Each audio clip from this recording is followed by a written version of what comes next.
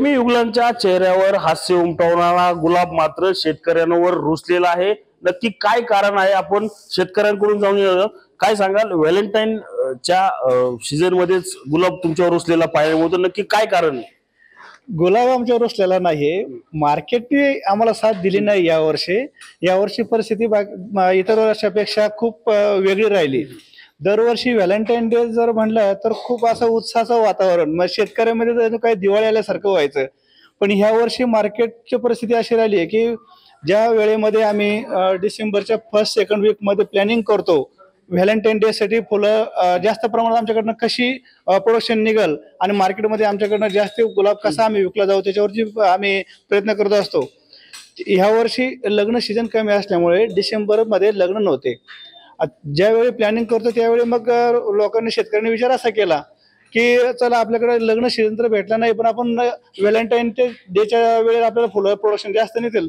मग प्रत्येक शेतकऱ्यांनी प्लॅनिंग असं केलं की एकाच वेळी फुलं जास्त निघतील म्हणून झाडावरती काम केलं आणि फुलं जास्त निघण्यासाठी कटिंग बेंडिंग केलं। त्याचा परिणाम असा झाला की शेतकऱ्याला एकाच वेळी सगळ्या शेतकऱ्यांचा माल आला। त्यामध्ये डोमेस्टिक मार्केटमध्ये ह्यावर्षी लग्न सीझन कमी असल्यामुळे मागणी तर कमी आहेच, पण जे लोक लग्न सीझन असतो त्यावेळी इव्हेंटवाले जे सजावटीचे कामं करतात त्यांनी यावर्षी चायनामधून जे आर्टिफिशियल फ्लावर येतात त्याच्यावरती भर जास्त दिला आणि नॅचरल फुलावरती भर कमी दिला। त्यामुळे फुलांची मागणी इंडियामध्ये खूप कमी प्रमाणात राहिली। दरवर्षी व्हॅलेंटाईनला किती प्रमाणाची फुलं जी आहेत ती मावळातून बाहेरच्या देशात असेल किंवा आपल्या स्थानिक बाजारपेठेमध्ये जात असतात? दरवर्षी 50 ते 60 लाख फुले ही मावळ तालुक्यामधून एक्सपोर्ट होतात। 70 ते 80 लाख फुले ही डोमेस्टिक मार्केटला विकले जातात। यावर्षी विमान प्रवासाचा पण खूप मोठा आम्हाला फटका बसला। 2-3 दिवस सिस्टीममध्ये प्रॉब्लेम झाला, आम्हाला बुकिंग मिळत नव्हते। त्यामध्ये एअरलाईनचे प्रॉब्लेम जास्त असल्यामुळे यावर्षी आम्ही समोरच्या ऑर्डर घेऊन सुद्धा माल पोहोचवू शकलो नाहीये। समोरच्या ऑर्डर आम्हाला पूर्ण करता आले नाहीये, फक्त एअरलाईनमध्ये बुकिंग स्पेस मिळाले नाही, त्यामुळे त्याचा फटका खूप मोठ्या प्रमाणात बसला। म्हणजे एक्सपोर्ट होणारा जो गुलाब होता तो सुद्धा परत डोमेस्टिक मार्केटमध्ये आम्हाला विकावा लागला। म्हणजे एक्सपोर्टचे मार्केट आहे, आम्हाला देता नाही आला म्हणतो डोमेस्टिक मार्केटला गेल्यामुळे डोमेस्टिक मार्केटचा रेट सुद्धा आपोआप डाऊन झाला। नक्कीच काही शेतकरी आहेत, मागील वेळेचा दर काय होता गुलाबाचा, आजचा दर काय आणि हा आता किती तूट जी आहे ती आपल्याला पाहायला मिळते? मागच्या वर्षी साधारणतः 17 ते 20 रुपये निरीक्षक मालाला दर मिळत होता। ह्या वर्षी तोच दर 15 ते 17 रुपये मिळाला।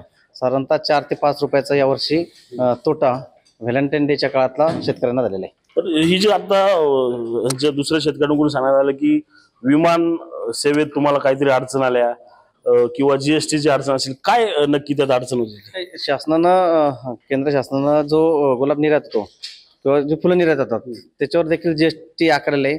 तो जीएसटी खरं तर रद्द केला तर शेतकऱ्यांना त्याचा चांगल्या प्रकारे फायदा होईल। आणि विमान सेवेमध्ये व्हॅलेंटाईनच्या काळामध्ये साधारणतः 1 फेब्रुवारी ते 9 फेब्रुवारी या दरम्यानमध्ये जो परदेशामध्ये माल निर्यात होत असतो ह्या काळामध्ये विमानामध्ये विशेष स्पेस मावळच्या शेतकऱ्यांसाठी उपलब्ध करून देणं अतिशय गरजेची गोष्ट आहे।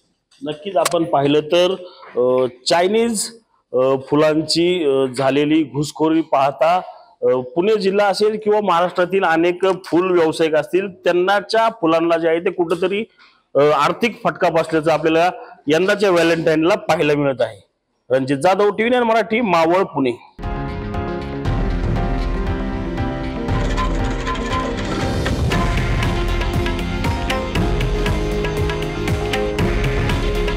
हे आहे देशातील नंबर 1 न्यूज नेटवर्क आणि आपण पाहत आहात TV9 मराठी। काळजी तुमची, हित महाराष्ट्राचं।